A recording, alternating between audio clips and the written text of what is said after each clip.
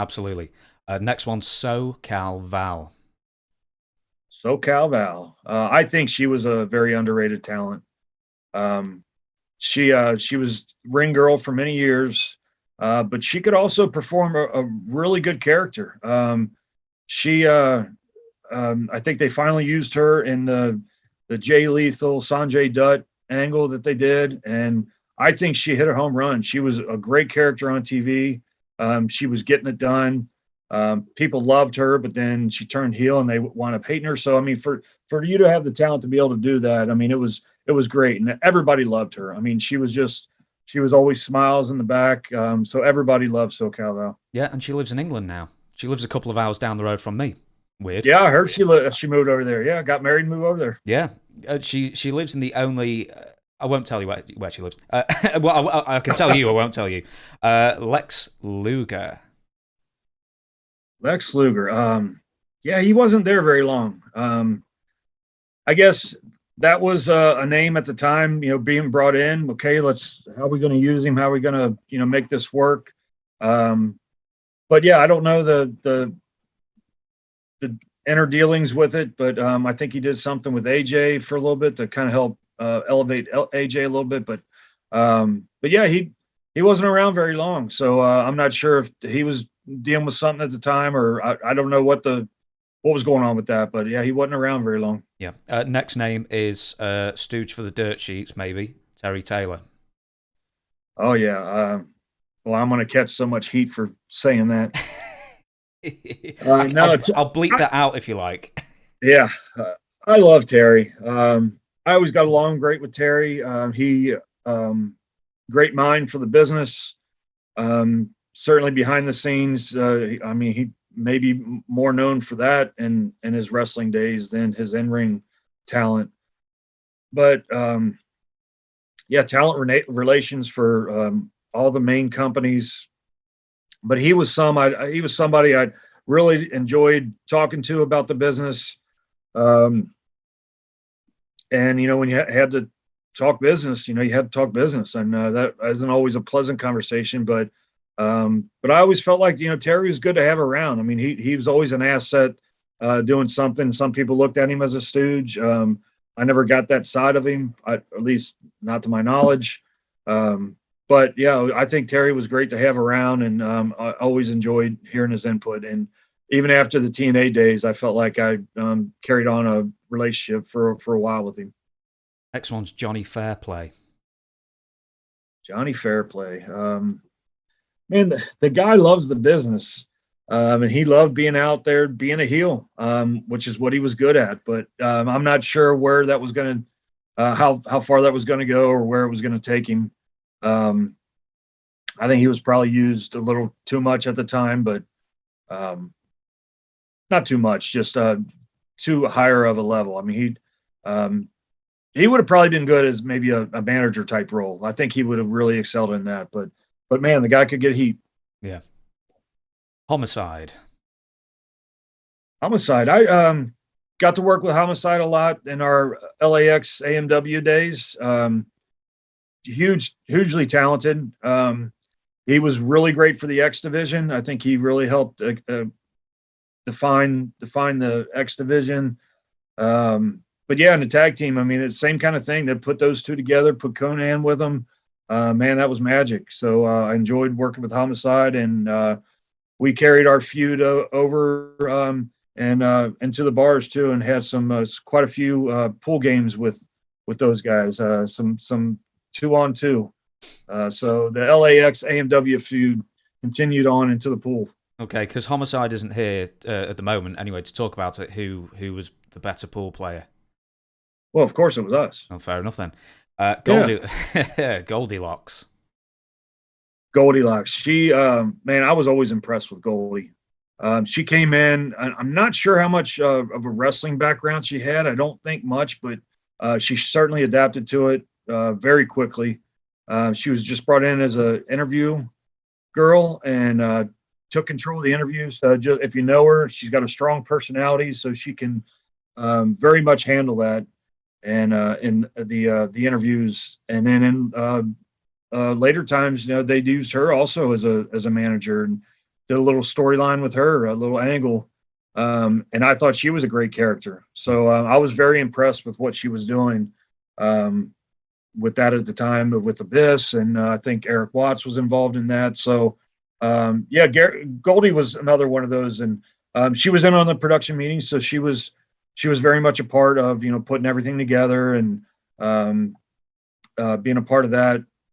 But I think Goldie would have been great. I wish she would have stuck around a little longer because I think she could have done so much more to help the company. This next one is just a fella who had main event pretty much written all over him, then dropped off the face of the earth. Monty Brown.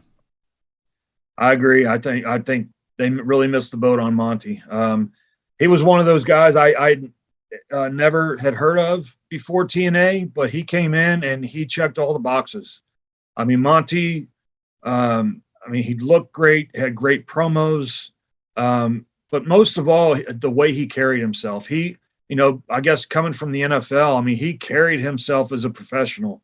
So I thought it was a no-brainer for him and a program with him and Jeff, for the NWA title. I thought that would have been great, and I think Monty would have become a great world champion for us. Unfortunately, that didn't happen.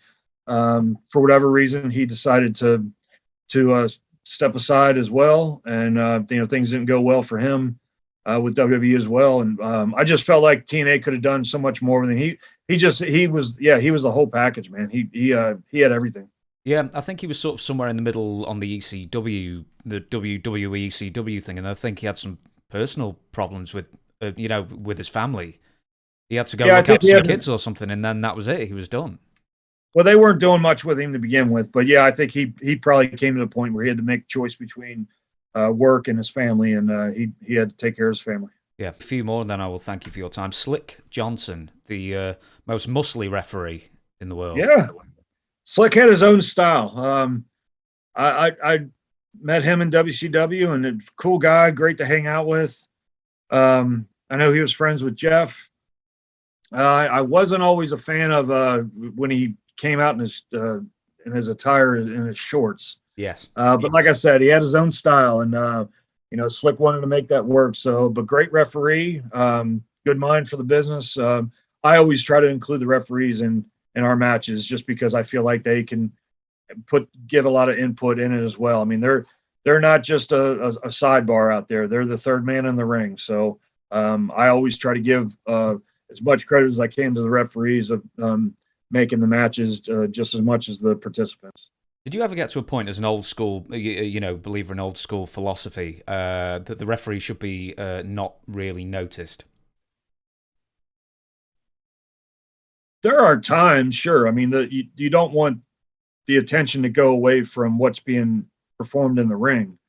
But as far as communication goes, I 100% believe that they should be involved with that. Some can get away with just knowing the finish of a match and are good enough to get through. But I believe that the more communication there is between you and your opponent, especially a tag match. I mean, there's 5 guys out there then. So I believe, the more communication you have, the better, involving the referees as well. Jeff Jarrett has a great line saying over communicate. So, you can't communicate. You can't do too much of that. So, the referees are definitely a big part of that match. Yeah. Ron Killings. Ron's great, man. For a guy, I don't know how old he is, but he still looks young. But he's had a great career. Had his little stint with WWE in the beginning. Really made a name for himself in TNA, NWA World Champion. Ron's got it all, man. He's very athletic, very talented, knows the business.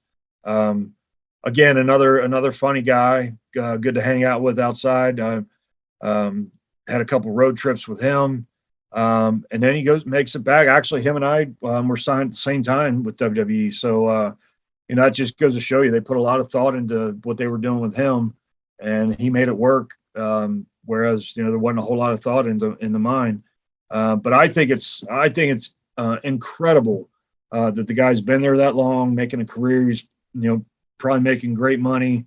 And who knows how much longer he can go. He doesn't look like he's anytime near future slowing down. No, he's at least 50. I know that, and he doesn't look it. I'll tell you that. Jim Mitchell.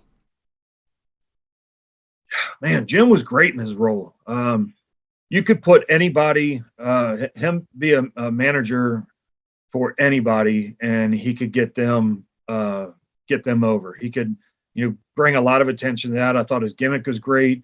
Got to work with him very heavily with the new church angle. He was out there. I think he did a great job with Abyss. Great talker. His promos are great. He's very intense.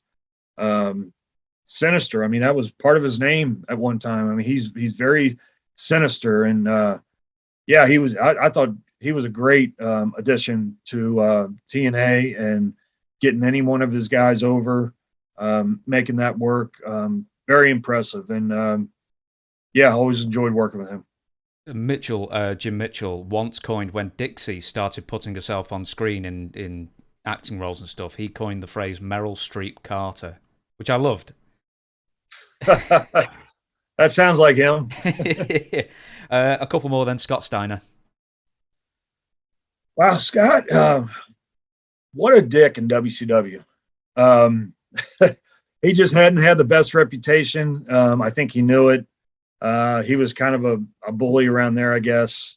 Nothing personal with any of our guys, I don't think. He was just Scott. And when he came to TNA, he was just. I think he really wanted the company to work too. He's very close with Jeff, so I think he had Jeff's best interests in mind. He was a great acquisition. I mean, huge name in the business. And I got the team with him. I got to work against him. So Scott was fun. He became fun. I mean, he kind of lost that hard edge of himself. Didn't take himself quite so serious anymore. And he was just really fun to be around. Great to talk to. I just never imagined myself, sitting down talking to Scott Steiner. But such a cool guy, man. Well, what was your favorite promo of Scott's? Well, I guess the one that's been played over and over again, with all of his addition and multiplication, and but you got to. I mean, people forget Scott wasn't a bad promo guy. He had a couple craziness out there, but he was just an intense guy. From his early days on to his heavy WCW days. I mean, he was believable. I mean, you believe when he said he was kicking your ass, you believe he could do it.